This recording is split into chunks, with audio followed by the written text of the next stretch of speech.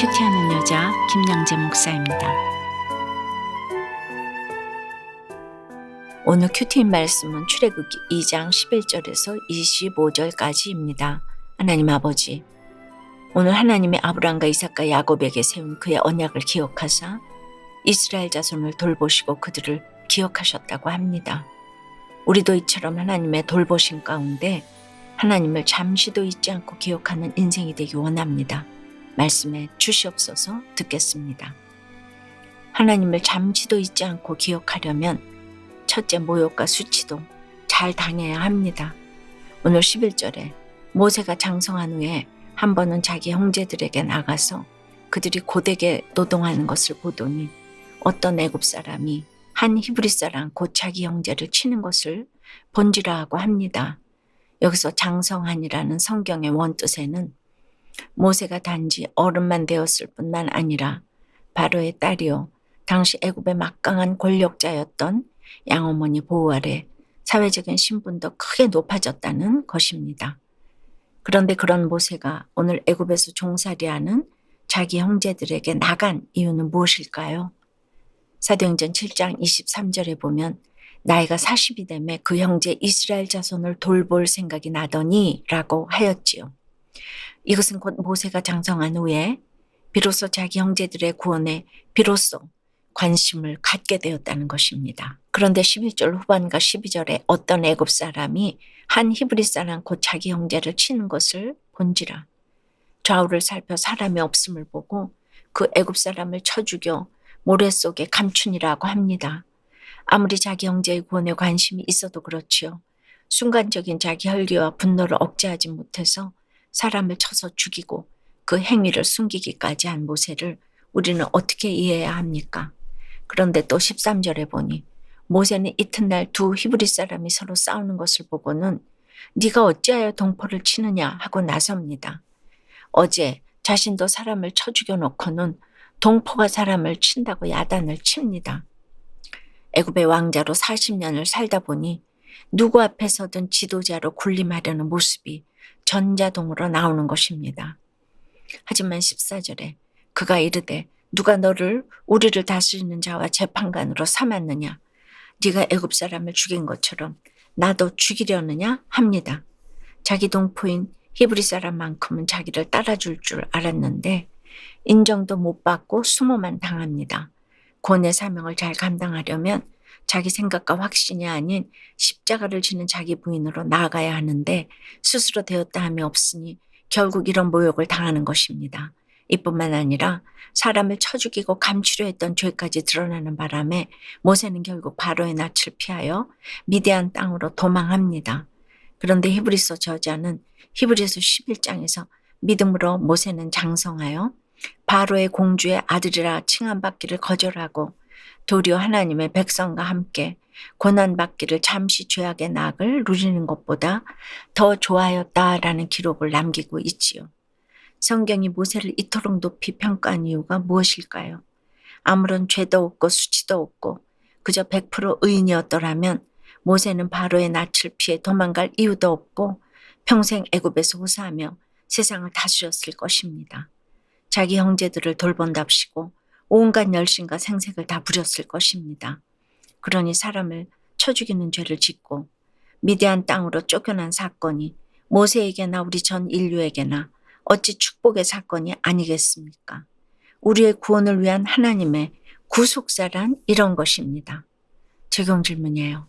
내 의론과 혈기로 나섰다가 수모당한 적은 없습니까?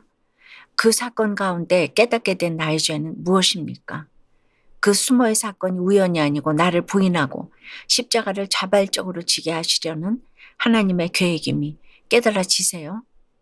하나님을 잠시도 잊지 않고 기억하려면 둘째, 인생이 나그네 길임을 알아야 합니다. 16절 이유를 보면 바로의 낯을 피하여 미디안 땅에 머물던 모세는 어느 날 우물 곁에 앉았다가 그곳에서 미디안 제사장 르우엘의 딸들을 만납니다. 창세기 29장에서 야곱이 에서의 낯을 피해 도망가던 중에 우물가에서 라헬을 만난 것과 너무도 비슷한 상황이죠.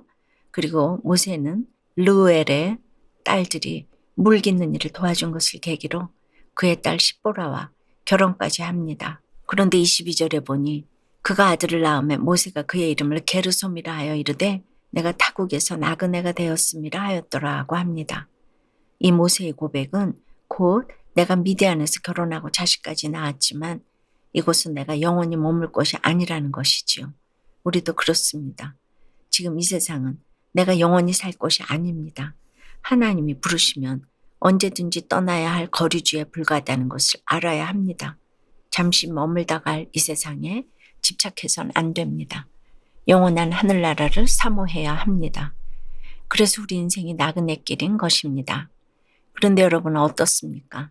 나는 지금 어디에 안주해 있습니까? 영원히 머무르고 싶어서 그토록 바라보는 곳은 어디인가요? 나의 훈련을 위해 하나님이 허락하신 미디안 같은 환경은 무엇입니까? 사람 살리는 말씀을 묵상하며 가족을 죽이는 열심으로 살아온 죄를 보게 되었다는 한 집사님의 큐티인 묵상 간증입니다. 저는 온유해 보이고 제 말을 잘 들어줄 것 같은 남자를 만나 결혼했어요. 그런데 어느 날 남편이 집을 담보로 수억의 대출을 받아서 투자한 것이 쫄딱 망하는 바람에 집은 경매로 넘어가고 온 가족은 당장 길거리에 나앉는 처지가 되었지요. 결국 온 가족이 수중에 남은 70만 원으로 고시원에서 한 달 정도를 지내기도 했답니다. 이후제가 식당에서 일하며 모은 돈으로 보증금도 없는 월세 아파트로 이사를 가면서 저희 가족의 광야 생활이 시작되었어요.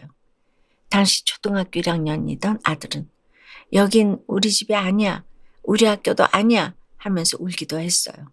하지만 저희 가정은 이때를 계기로 믿음의 공동체에 속하게 되었어요.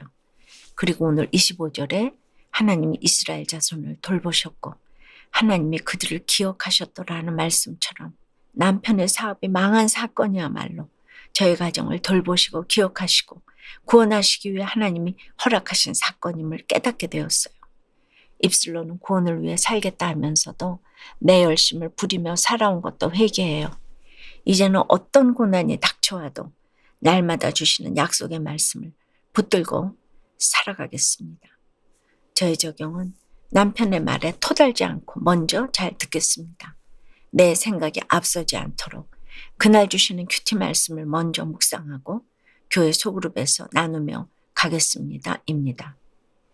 오늘 23절 이후를 보면 여러 해가 지난 후에 모세를 뒤쫓던 포악한 애굽 왕은 죽고 애굽의 통치 아래 고된 노동에 시달리던 이스라엘 자손은 탄식하며 하나님께 부르짖습니다. 그러므로 그들의 고통 소리를 들으신 하나님은 아브라함과 이삭과 야곱에게 세운 언약을 기억하사 이스라엘 자손을 돌보셨고 그들을 기억하셨더라고 합니다. 이것은 곧 이스라엘의 구원을 위한 출애굽 역사가 시작됨을 예고하는 것이죠. 그리고 우리가 요 며칠 동안 출애굽기 1장과 2장에서 보았듯이 모세는 태어나서 40년 동안 애굽의 왕자로 살았습니다. 그러다 도망자 신세가 되어 이후 40년을 미디안 광야에서 양이나 치며 살아갑니다.